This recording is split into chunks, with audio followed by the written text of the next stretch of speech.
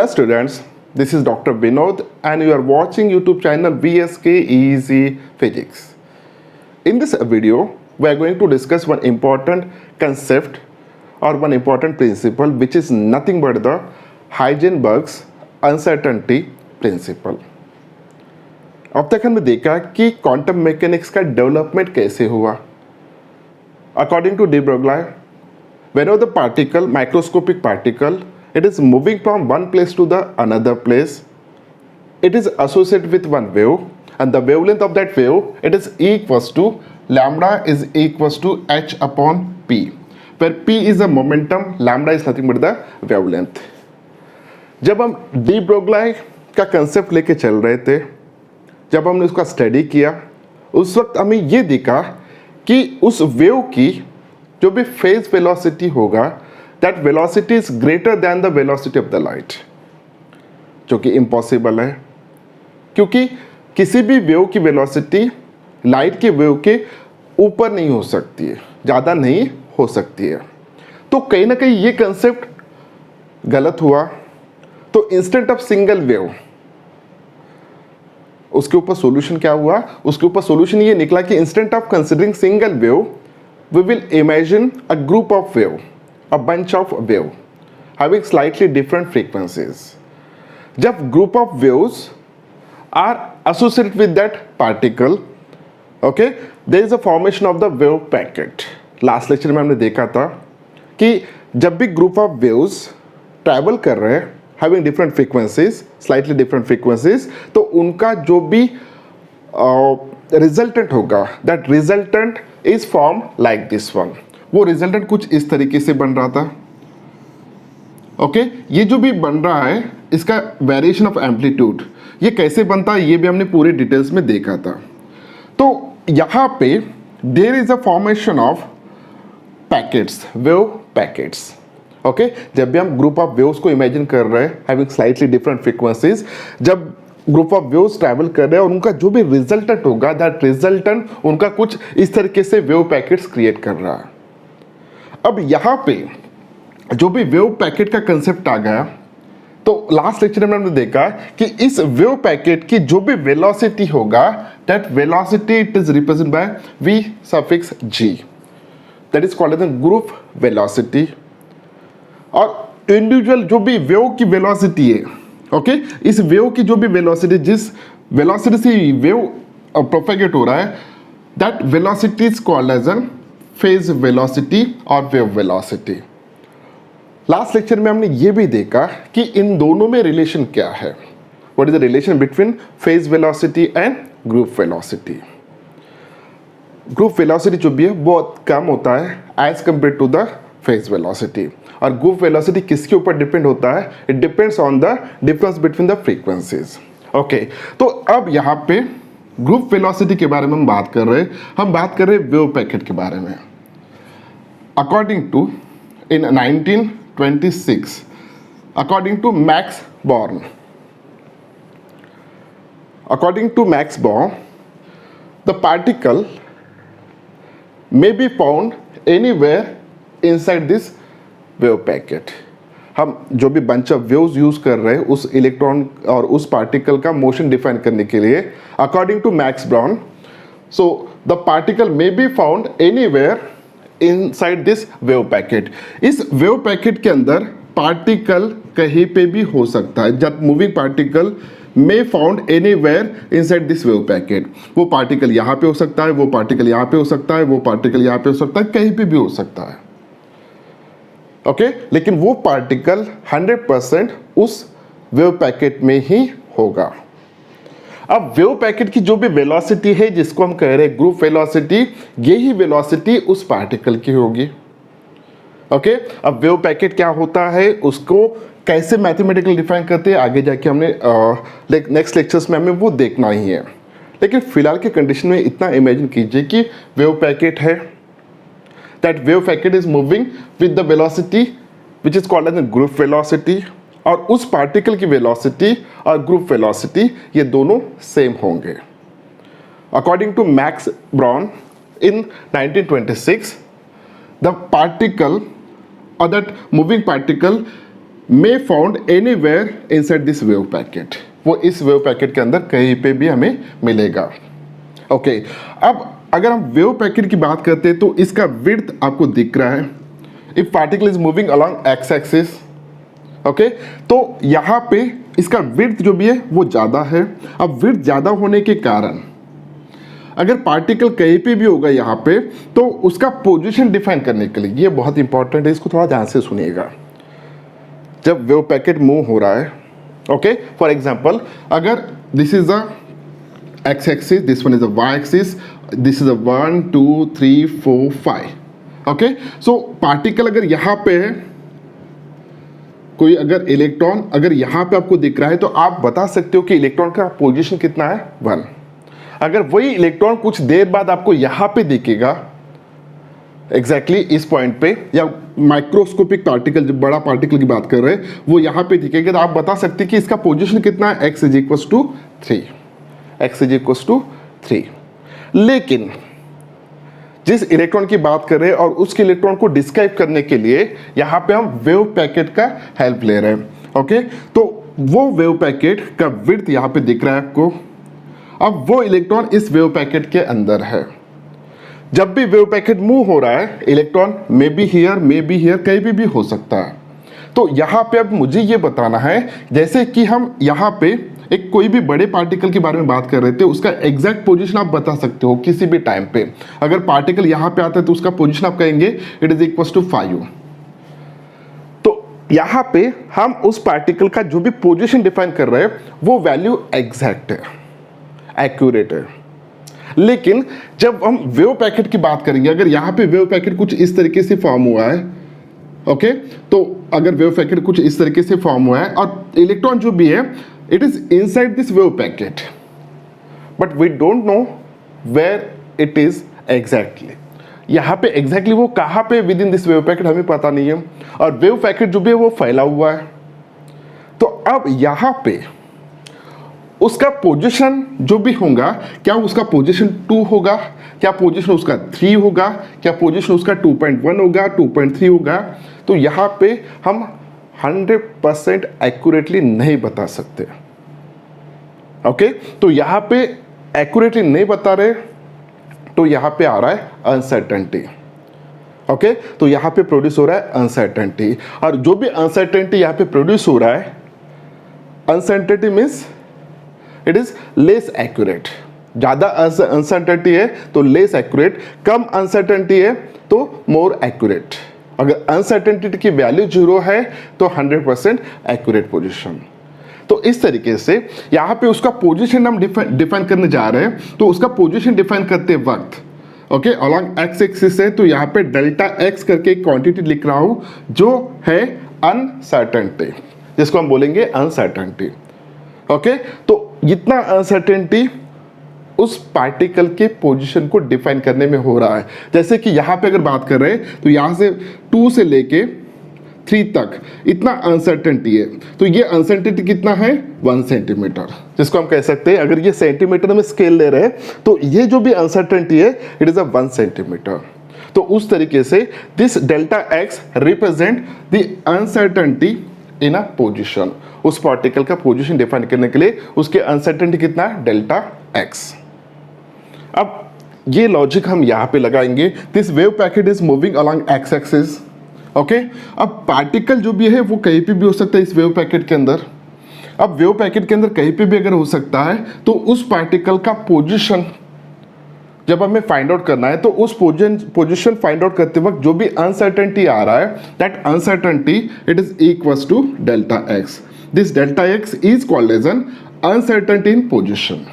Okay अगर इस wave packet का जितना विड्थ ज्यादा होगा उतना अनसर्टेनिटी क्या होना चाहिए, ज्यादा होना चाहिए। अगर पार्टिकल की विड्थ कम है, बहुत कम है पार्टिकल की विड्थ, तो अनसर्टेनिटी की वैल्यू कम होगा। अगर अनसर्टेनिटी कम है तो एक्यूरेसी ज्यादा होगा। ये होगा discussion about the uncertainty in position. अब हम डिफाइन करेंगे अनसर्टेनिटी इन वेलोसिटी, और वेलोसिटी को अगर मल्टीप्लाई करते हैं मास से तो it is called as an uncertainty in momentum. तो उस इलेक्ट्रॉन का जो भी मोमेंटम होगा ओके तो उस इलेक्ट्रॉन का जो भी मोमेंटम होगा, that momentum it is nothing but that depends on the velocity. So mass into velocity, so this is the delta p. Okay, where p is nothing but the pure momentum, accurate momentum, or delta p is nothing but the uncertainty in momentum. अब यहाँ पे थोड़ा देखिए, जैसे हमने uncertainty in position define किया था, इतना अनएक्यूरेसी, तो उसी तरह उस पार्टिकल का मोमेंटम फाइंड आउट करते हुए, क्योंकि जब पार्टिकल मूव हो रहा है तो उस पार्टिकल को मास भी है और वेलोसिटी भी है, दोनों का प्रोडक्ट क्या बनेगा, मोमेंटम बनेगा. अब मास तो उसका कांस्टेंट लेके चल रहा है, लेकिन उसकी वेलोसिटी में जब हम उसकी वेलोसिटी फाइंड आउट कर रहे हैं तो वेलोसिटी में भी अनसर्टेनिटी आएगा, क्योंकि यहाँ पे वेलोसिटी का स्प्रेड हो रहा है. ओके अब वो वेलोसिटी का स्प्रेड किसके ऊपर डिपेंड रहेगा, ये भी देखिएगा कि जो भी वेलोसिटी का स्प्रेड है it depends on the size of the wave packet. अगर वेव पैकेट की साइज कम है तो वेलोसिटी की वैल्यू बढ़ेगा और वेलोसिटी का स्प्रेड बढ़ेगा. ओके तो यहाँ पे अगर वेव पैकेट का साइज कम है तो उसका वेलोसिटी का स्प्रेड बढ़ेगा, तो यहाँ पे अनसर्टेनिटी इन वेलोसिटी प्रोड्यूस. तो यहाँ पे मुझे ये बताना है, दो चीजें हम फाइंड आउट कर रहे हैं. First one is the position, second one is the momentum. तो अनसर्टेनिटी इन पोजीशन ये किसके ऊपर डिपेंड होगा, देखिए जब हम वेव पैकेट कंसिडर कर रहे हैं having the larger dimension, larger width, okay तो उस वक्त विड्थ ज़्यादा होने के कारण यहाँ पे अनसर्टेनिटी बढ़ेगा, और विड्थ जितना ज़्यादा होगा उस वेव पैकेट का उतना वेलोसिटी स्प्रेड कम होगा, उतनी उसकी वेलोसिटी कम होगा और वेलोसिटी स्प्रेड कम होगा. अगर वेलोसिटी का स्प्रेड कम है तो momentum, uncertainty in momentum it is a less one, it is less. But wave packet का साइज अगर बड़ा है तो uncertainty in position it is a larger one, क्योंकि साइज अगर बड़ा है तो पार्टिकल कहीं भी हो सकता है, लेकिन वो पार्टिकल होगा वेव पैकेट के अंदर ही, लेकिन उसका साइज कुछ भी हो सकता है. इसलिए वेव पैकेट अगर हम बड़ा कंसिडर कर रहे हैं तो अनसर्टेनिटी इन पोजीशन की वैल्यू बढ़ेगा, लेकिन पार्टिकल अपना वेव पैकेट की साइज जब हम बड़ा इमेजिन कर रहे हैं उस वक्त उसका वेलोसिटी का स्प्रेड कम होगा, तो अल्टीमेटली उसका जो भी अनसर्टेनिटी इन मोमेंटम है वो भी कम होगा. इसके अपोजिट अगर हम वेव पैकेट स्मॉलर विड्थ का कंसिडर कर रहे हैं, छोटे विड्थ का वेव पैकेट कंसिडर कर रहे हैं, तो यहाँ पे हम अनसर्टेनिटी इन पोजीशन की वैल्यू कम लेस होगा, लेकिन उसका वेलोसिटी स्प्रेड बढ़ेगा. अगर मैं इस टाइप का वेव कंसिडर कर रहा हूँ, ओके इस टाइप का वेव कंसिडर कर रहा हूँ like this one wave packet, तो इसका विड्थ कम है. अगर विड्थ कम होने के कारण अनसर्टेनिटी इन पोजीशन की वैल्यू कम होगा, ओके पोजीशन की वैल्यू कम होगा अनसर्टेनिटी इन पोजीशन की, लेकिन इसकी वेलोसिटी बढ़ेगा. वेलोसिटी अगर बढ़ रहा है तो वेलोसिटी का स्प्रेड बढ़ेगा, अगर वेलोसिटी का स्प्रेड बढ़ रहा है तो अनसर्टेनिटी इन वेलोसिटी बढ़ेगा, अगर अनसर्टेनिटी इन वेलोसिटी बढ़ता है तो अनसर्टेनिटी इन मोमेंटम भी बढ़ेगा. तो यहाँ पे आपको ये दिख रहा है कि मूविंग पार्टिकल का अगर हमें पोजीशन एक्यूरेटली फाइंड आउट करना है तो उसका मोमेंटम हम एक्यूरेटली फाइंड आउट नहीं कर सकते, और रिवर्स में अगर उस मूविंग पार्टिकल का अगर पोजीशन मोमेंटम अगर एक्यूरेटली फाइंड आउट करना चाहते हैं तो उसका पोजीशन जो भी है वो अनसर्टन हो जाएगा. तो यहाँ पे according to this Heisenberg uncertainty principle, according to this one it is impossible to find out simultaneously the position and momentum of that particle accurately. मैं रिपीट कर रहा हूँ स्टेटमेंट को. According to Heisenberg's uncertainty principle it is impossible to find out the exact position as well as correct value of momentum simultaneously हम दोनों की value find out नहीं कर सकते.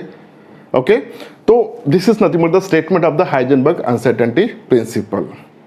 तो यहाँ पे उन्होंने एक मैथमेटिकल टर्म दिया है, व्हाट इज दैट वन?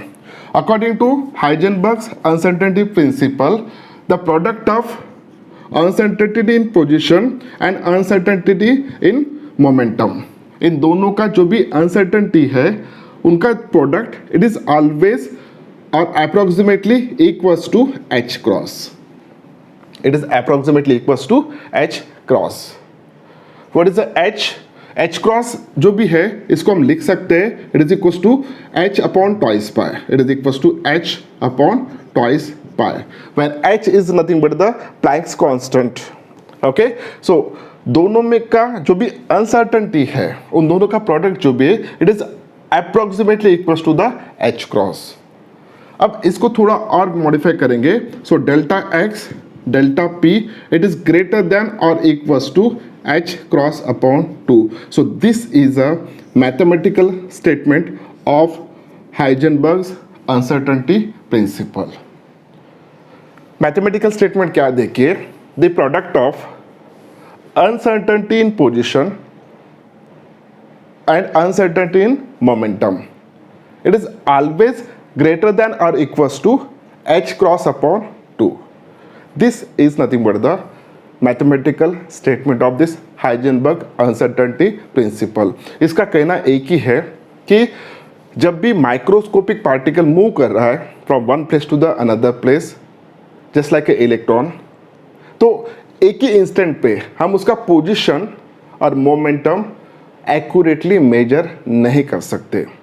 वहाँ पे कुछ ना कुछ अनसर्टेनिटी रहेगा और वो जो भी अनसर्टेनिटी है it is equals to this one.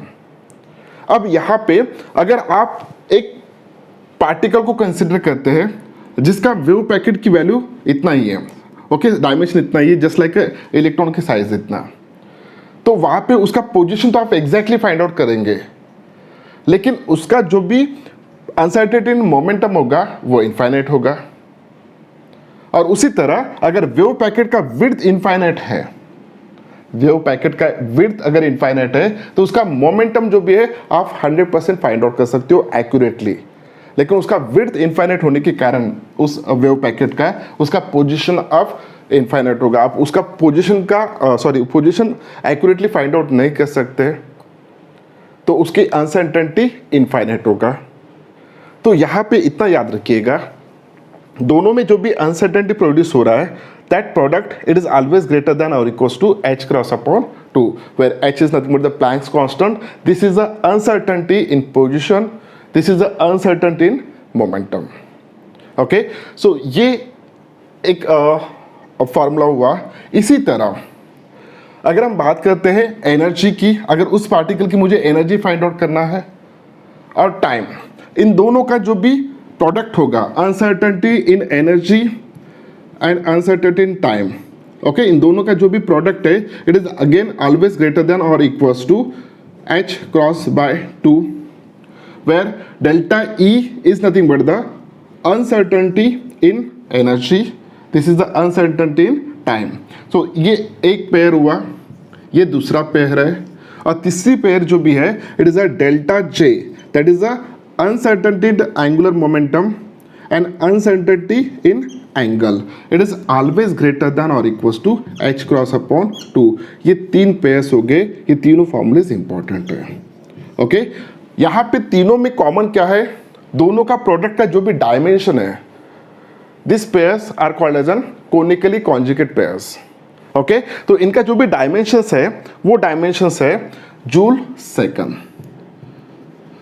इसका भी डायमेंशन आता है जूल सेकंड का डायमेंशन, और इसका भी यूनिट आ रहा है जूल डायमेंशन. तो यहाँ पे इतना याद रखना है कि this are the product of uncertainties, यानी inaccurate. Okay, the last one, what is the Heisenberg uncertainty principal?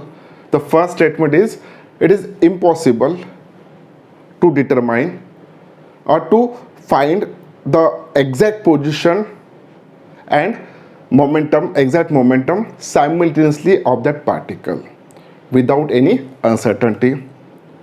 Second one is according to Heisenberg uncertainty principle, mathematical statement क्या है? The product of uncertainty in position and uncertainty in momentum, it is always greater than or equals to H cross upon 2. वही हम इसके लिए भी लगा सकते हैं, the uncertainty, the product of uncertainty in energy and uncertainty in time, it is always greater than or equals to H cross upon 2. The product of uncertainty in angular momentum and uncertainty in angle, it is always greater than h cross by 2. So ये है mathematical statements. Okay, so this is about the Heisenberg uncertainty principal. और ये कब दिया गया? ये 1927 में दिया गया. ओके, अब ये जो भी है अकॉर्डिंग टू दिस वन, अब इसका प्रूफ क्या है? तो हाइजेनबर्ग ने ही एक थॉट एक्सपेरिमेंट यहाँ पे डिस्क्राइब किया है. थॉट एक्सपेरिमेंट मीन्स ऐसा एक्सपेरिमेंट जो सिर्फ ऑन पेपर होगा, इमेजिन करके. तो वो एक्सपेरिमेंट क्या है उसको हम अब देखते हैं. हाइजेनबर्ग अनसर्टेनिटी प्रिंसिपल को वैलिडेट करने के लिए हम एक यहाँ पे हाइपोथेटिकल एक्सपेरिमेंट के बारे में डिस्कस करने जा रहे हैं. That experiment is nothing but the gamma ray microscope. It is given by Heisenberg's gamma ray microscope. Okay, जो भी हाइजेनबर्ग अनसर्टेनिटी प्रिंसिपल है उसके बारे में हमने ऑलरेडी स्टडी किया है. It is nothing but the delta p x it is greater than और equals to h cross upon 2. This is the uncertainty in position. This is the uncertainty in momentum, which is दोनों का product जो भी it is greater than or equals to h cross upon 2. अब यहाँ पे देखिए इस थॉट एक्सपेरिमेंट ने क्या दिया है. This is the one microscope. Okay, उस जो भी माइक्रोस्कोप है, इस माइक्रोस्कोप के हेल्प से हमें एक इलेक्ट्रॉन को यहाँ पे इल्यूमिनेट करना है, देखना है with the help of this microscope.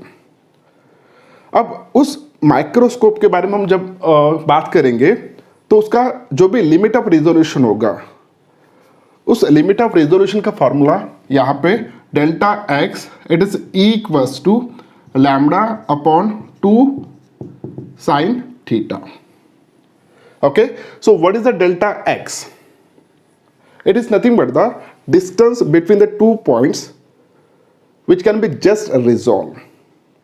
Means 2 points space में हम 2 पॉइंट्स इमेजिन करने वाले जिनको जस्ट रिजॉल्व ये माइक्रोस्कोप कर सकता है.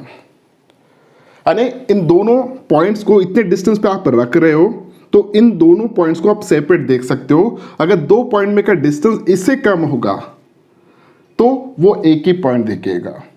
ओके, सो इन दोनों में का सेपरेशन डिस्टेंस जो भी है, this is nothing but the delta x. What is the theta?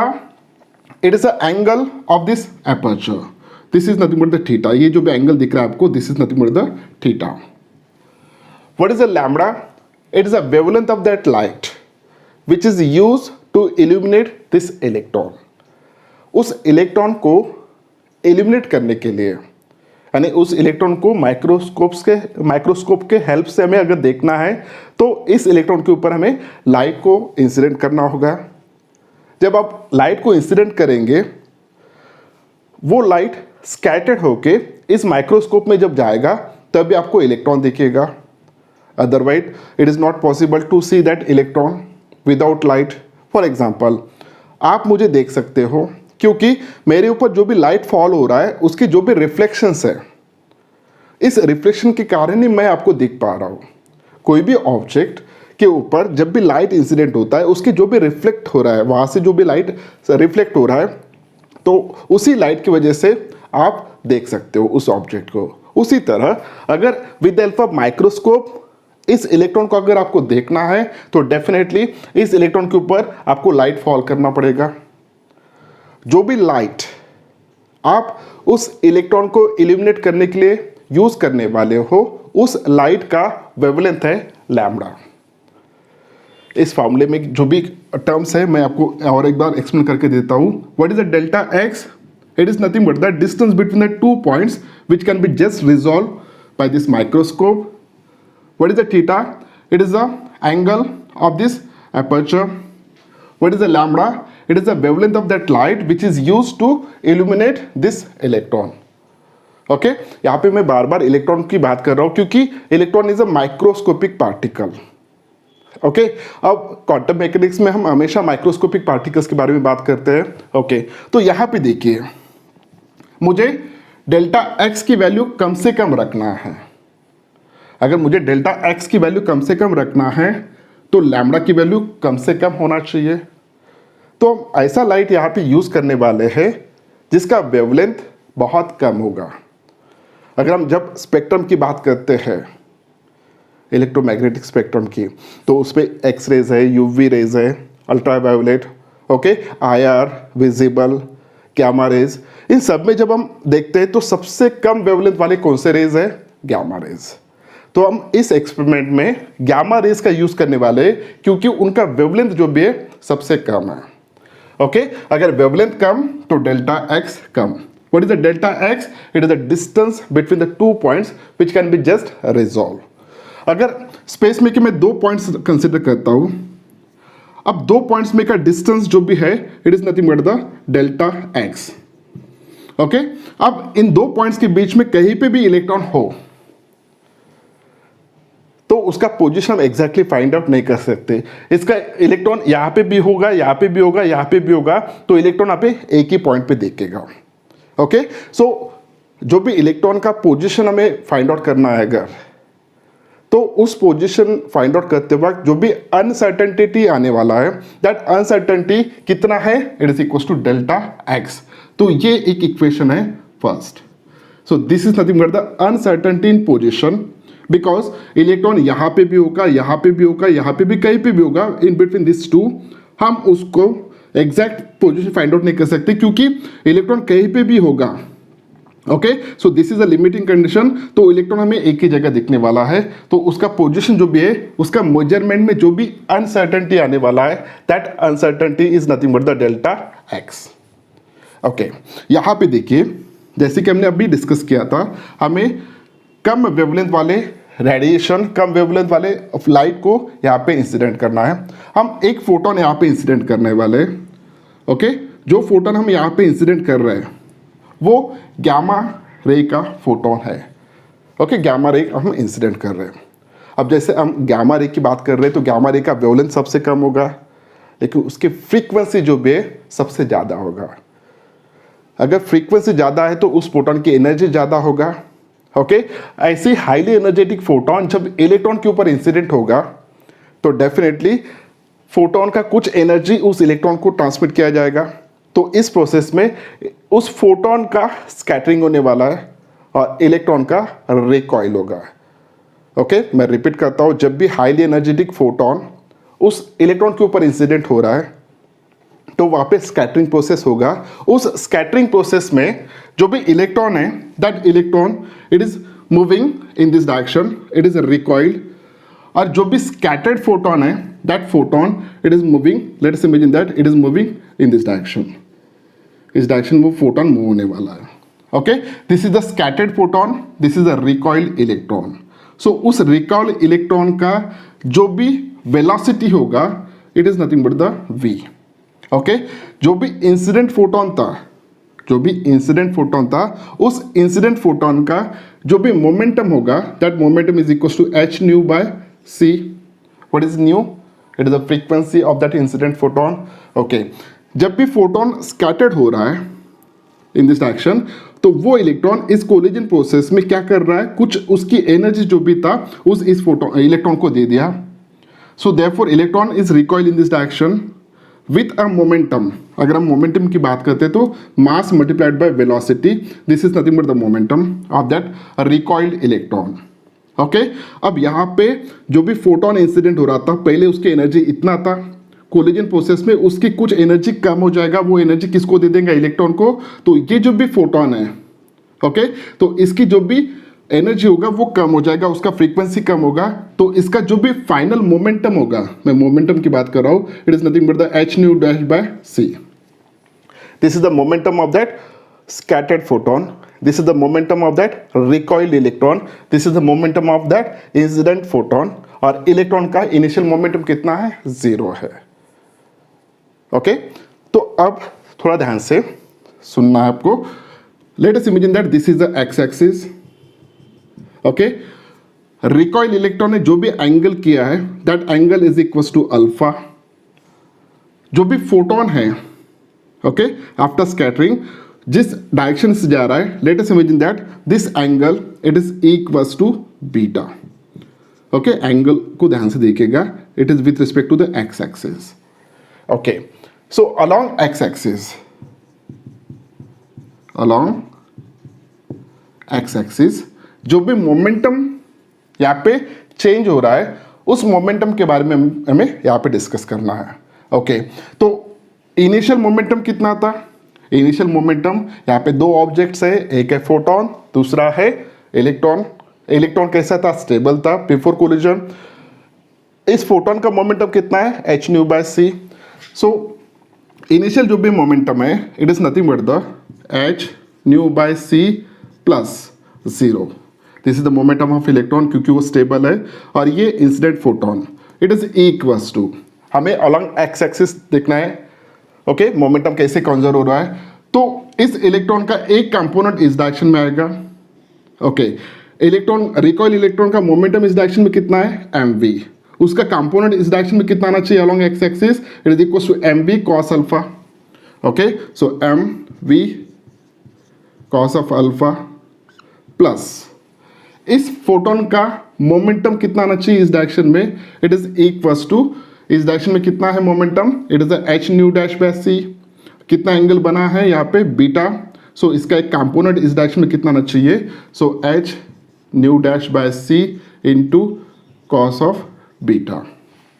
Okay, so यहाँ पे ये momentum before collision, momentum after collision of the system. System में एक फोटोन है, एक इलेक्ट्रॉन है। ओके, तो ये हम जीरो हटा देते हैं यहाँ पे। So on the basis of this one here we can write m v cos of alpha it is equals to h nu by c minus this one, h nu by c minus h nu dash by c cos of beta. Okay, now tell me what is this one? This is the gain of momentum of that electron along x-axis. क्योंकि electron के पास पहले momentum नहीं था। अब along x-axis कितना momentum मिल चुका है इसको? mv cos alpha. So we can say that this is nothing but the change in momentum. Okay, change in momentum along x-axis of that electron. Change in momentum it is equals to h nu by c minus h nu dash by c cos of beta. Okay, यहाँ पे this is nothing but the momentum, इतना change वहाँ पे हुआ है उस electron का। अब जितना मोमेंटम यहाँ पे इलेक्ट्रॉन ने गेन किया है along x एक्सिस, उतना ही मोमेंटम इस फोटोन ने लूज किया है। ओके, सो हम इतना ही फोटोन की जो भी मोमेंटम लूज हुआ है वो इतना ही क्वांटिटी ले सकता है। So delta p x is equal to h nu by c minus h nu dash by c into cos of beta. Okay, अब देखिए यहाँ पे जो भी फोटोन यहाँ से स्कैटर्ड हो रहा है, मान के चलिए वो स्कैटर्ड होने के बाद अगर वो फोटोन इस डायरेक्शन में जाता है, ओके, अगर इस डायरेक्शन में जाता फोटोन, क्या आप उस इलेक्ट्रॉन को देख सकते थे? The answer is that no, क्योंकि हम ऐसे इलेक्ट्रॉन को देख सकते, हम तभी इलेक्ट्रॉन को देख सकते हैं जब वो स्कैटर्ड फोटोन ये माइक्रोस्कोप के अंदर जाना चाहिए। अब माइक्रोस्कोप के अंदर जाने के लिए उस बीटा का जो भी एंगल है it should be okay in between this two. अगर बीटा का एंगल ये इससे ज़्यादा होता है, अगर बीटा का एंगल इससे ज़्यादा होता है तो डेफिनेटली वो फोटोन कहाँ पे जाएगा? स्कैटर्ड फोटोन माइक्रोस्कोप के अंदर। अगर कोई स्कैटर्ड फोटोन इस डायरेक्शन से जा रहा है, क्या वो माइक्रोस्कोप के अंदर जाएगा? The answer is that yes. अगर वो फोटोन, स्कैटर्ड फोटोन इस डायरेक्शन से जा रहा है, क्या वो माइक्रोस्कोप के अंदर जाएगा? नहीं। तो यहाँ पे बीटा की कंडीशन क्या है? उस स्कैटर्ड फोटोन को माइक्रोस्कोप में अंदर जाने के लिए उस बीटा की कंडीशन क्या है? So beta should be equals to, okay, beta should be equals to, यहाँ पे ये 90 डिग्री और ये कितना है? थीटा। सो 90 माइनस थीटा और beta should be equals to 90 plus theta.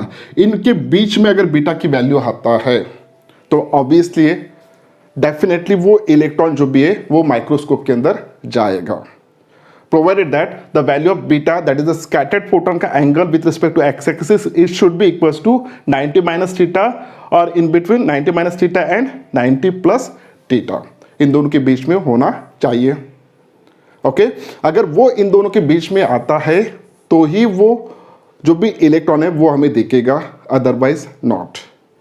Okay अब यहां पे देखिए बीटा की वैल्यू हम ये सब्स्टिट्यूट करेंगे तो जो भी चेंज इन मोमेंटम है, ओके तो इसकी वैल्यू कितना आना चाहिए, उसकी value in between this two आना चाहिए। मोमेंटम का जो भी वैल्यू है, ओके मोमेंटम का जो भी वैल्यू है वो इसके बीच में आना चाहिए।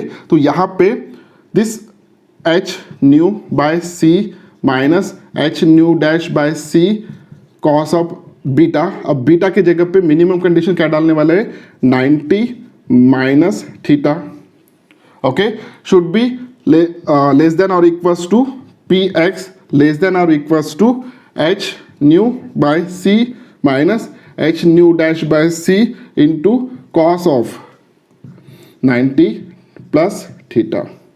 ओके अब ये कंडीशन अगर आता है तो ही वो फोटोन जो भी है वो हमें इस माइक्रोस्कोप में जाते हुए दिखेगा। अगर वो माइक्रोस्कोप में जा रहा है तो वो इलेक्ट्रॉन वहाँ पे इल्यूमिनेट होगा, वो इलेक्ट्रॉन हमें दिखेगा, otherwise not.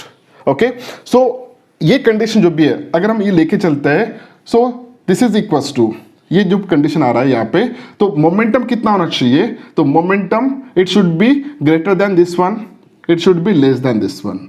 Okay for example यहाँ पे एग्जाम्पल के तौर पे अगर 20 इट इज लेस देन और इक्वल्स टू पी एक्स और लेस देन इक्वल टू 30 लेता हूँ मैं, ओके 30 लेता हूँ, तो पी एक्स की वैल्यू 20 से ज़्यादा होना चाहिए या इक्वल होना चाहिए और 30 से कम होना चाहिए या इक्वल होना चाहिए, यानी पी एक्स की वैल्यू इन दोनों में आना चाहिए, इन बिटवीन दिस टू। और वो डिफरेंस कितना हो रहा है, so that difference delta p x it is equals to 30 minus 20, 30 minus 20 which is equals to 10। So यहाँ पे डेल्टा पी एक्स जो भी रेंज है मोमेंटम का it should be equals to 10। उसी तरह यहाँ पे अगर हम delta p x find out करते हैं it should be equals to, okay this minus this one, so h nu by c minus h nu dash by c cos of 90 degree plus theta, okay minus ये minus हो जाएगा h nu by c, minus minus become a plus h nu dash by c into cos of 90 degree minus theta. Okay so यहाँ पे h nu by c get cancel, यहाँ पे plus है यहाँ पे माइनस है। Okay cos of 90 plus theta को कैसे लिख सकते हैं, so it is equals to sine of theta, और कॉस ऑफ 90 माइनस थीटा को कैसे लिख सकते हैं, it is equals to sine of theta. Okay so यहाँ पे देखिए क्या अब रिमेनिंग है, सो दिस इज द प्लस, पहले इसमें प्लस है। Okay so what is the remaining, so it is equals to h nu dash by c sin theta plus h nu dash by c into sin theta, so delta px it is equals to delta px is equals to यहाँ पे twice h nu dash by c into sin theta which is equals to twice h by lambda dash into sin theta। okay so ये जो भी equation मिला है तो momentum का एक रेंज हमें मिला है, इसको अच्छी तरह से समझिए। मोमेंटम का एक रेंज हमें मिला है जिस रेंज में इतना अगर चेंज लेके इलेक्ट्रॉन अगर स्कैटर्ड फोटोन अगर इसमें आता है तो वो हम इजीली उसको इल्यूमिनेट कर सकते हैं इलेक्ट्रॉन को। तो यहाँ पे जो भी डेल्टा पी एक्स दिख रहा है आपको, this is nothing but the uncertainty. कैसे, इस एग्जाम्पल पे बेसिस पे देखिए, मोमेंटम का मिनिमम वैल्यू कितना होना चाहिए 20, मैक्सिमम वैल्यू कितना होना चाहिए 30, डिफरेंस कितना आ रहा है 10। अगर उस स्कैटर्ड फोटोन का मोमेंटम मान के चलिए अगर 21 है तो स्कैटर्ड फोटोन का मोमेंटम अगर 21 है तो आपको वो इल्यूमिनेट हो रहा है कि इलेक्ट्रॉन नहीं हो रहा है, द आंसर इज दैट हो रहा है, क्योंकि इस डायरेक्शन में जब इलेक्ट्रॉन स्कैटर्ड हो रहा है तो उसका मोमेंटम कितना है 20, इस डायरेक्शन में इलेक्ट्रॉन जब स्कैटर्ड हो रहा है उसका मोमेंटम कितना है 40। अब मैं अगर सिंपल क्वेश्चन पूछता हूँ, अगर जो भी फोटोन स्कैटर्ड हो रहा है उसका मोमेंटम अगर 19 है, उसका मोमेंटम अगर 19 है तो मुझे बताइए क्या वो फोटोन, स्कैटर्ड फोटोन इस माइक्रोस्कोप के अंदर आ रहा है क्या? The answer is that not. क्या इलेक्ट्रॉन इल्यूमिनेट होगा? नहीं। अगर उस स्कैटर्ड फोटोन का मोमेंटम अगर 25 है तो क्या वो माइक्रोस्कोप के अंदर आ रहा है? यस, आ रहा है। क्या इलेक्ट्रॉन इल्यूमिनेट हो रहा है? हो रहा है। क्या स्कैटर्ड फोटोन का मोमेंटम अगर 35 है, क्या इलेक्ट्रॉन तब भी इल्यूमिनेट हो रहा है? यस, हो रहा है। तो आप अब मोमेंटम को आइडेंटिफाई नहीं कर सकते, ये बहुत इंपॉर्टेंट है, कंसेप्चुअल है, थोड़ा अंडरस्टैंड कर लीजिएगा। अगर उस स्कैटर्ड फोटोन का मोमेंटम 20 से ज़्यादा लेकिन 40 से कम कितना भी हो, तो भी वो फोटोन, स्कैटर्ड फोटोन कहाँ पे आ रहा है? माइक्रोस्कोप के अंदर, और वो इलेक्ट्रॉन हमें उस वक्त इल्यूमिनेट हो रहा है। लेकिन अगर वो 25 है कि 35 है कि 36 है कि 39 है कि 40 है, इससे हमें फर्क नहीं पड़ता। तो यहाँ पे मोमेंटम की वैल्यू कम ज़्यादा कुछ भी हो, ओके, एक 20 से ऊपर या 40 से कम, तो उसी तरह यहाँ पे इससे कम, इससे ज़्यादा और इससे कम मोमेंटम की वैल्यू कुछ भी हो, हमें उससे फर्क नहीं पड़ने वाला है। ओके, तो यहाँ पे इस डिस्कशन के बेसिस पे जो भी अनसर्टेनिटी आ रहा है मोमेंटम में, वो कितना है? So it is equals to, ये हमने यहाँ पे 30 लिया तो यहाँ पे 30 लेंगे, ओके, 30 और 20 के बीच में कितना भी है, so delta p x that is uncertainty in momentum, it is equals to 10। तो उसी तरह यहाँ पे जो भी अनसर्टेनिटी आया मोमेंटम में, वो है twice h upon lambda dash sine theta. ये बहुत इंपॉर्टेंट इक्वेशन है, this is equation number 2। Okay, तो अब इसके बेसिस पे देखिए, जैसे कि हमने यहाँ पे दो इक्वेशंस लिए हैं, first one is delta x is equals to this one, second one is delta px is equals to this one. So delta x, first equation delta x, this is the uncertainty in position, it is equals to lambda upon 2 into sin theta. Uncertainty in momentum along x axis, it is equals to कितना आ रहा है? twice h upon lambda dash sin theta.